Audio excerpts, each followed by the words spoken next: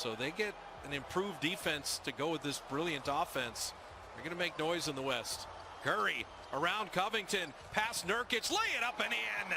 Ah, Stephen Curry. Et dire que tout le monde t'avait enterré, toi et tes Warriors, après le départ de KD pour Brooklyn, la blessure de Klay et ta saison blanche suite à une blessure. On peut dire que cette saison, tu fais bien fermer des bouches. Tout le monde te connaît, et pourtant beaucoup oublient que tu as un frère cadet répondant au nom de Seth Curry, qui lui aussi a quelques arguments à faire valoir, mais qui ne cesse d'être ignoré. Cela commence dès 2013 après une carrière bien solide à Duke, où le jeune ne fut même pas drafté. Les Warriors lui feront bien signer un contrat pour qu'il rejoigne son grand frère, mais sera très vite coupé et envoyé en D-League. Ainsi débute la carrière du cadet de la famille Curry, enchaînant les passages entre la D-League et la NBA via des contrats courts avec respectivement Memphis, Cleveland, Phoenix, avant de signer un contrat de 2 ans avec Sacramento, après une solide prestation à la NBA Summer League de 2015. Mais c'est la saison suivante, en s'engageant avec l'équipe de Dallas, que la carrière du petit Seth va réellement commencer. Au début remplaçant, il va très vite montrer son potentiel de scoreur en inscrivant plus de 20 points face aux Lakers, puis aux Spurs, avant de proposer une marque de 31 points contre Minnesota. Hélas pour lui,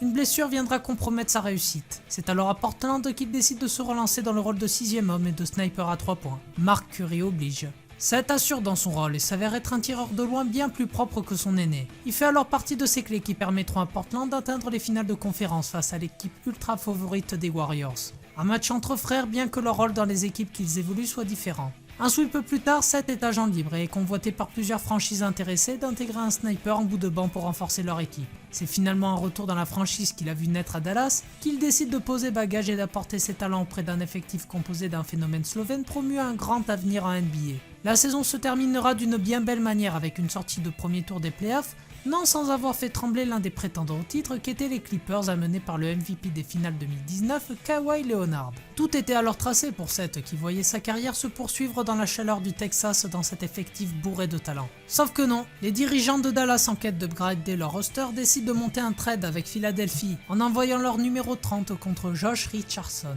Ne vous inquiétez pas, Dallas encore, on comprend pas ce choix. Mais malgré toutes ces péripéties, Seth ne faiblit pas et se font à merveille dans l'équipe des Sixers, redevenue une équipe à la conquête du titre après une saison 2019-2020 très décevante. Il y a peu encore, le bougre tournait à 50% au tir, dont 50% de loin et 100% en lancer franc.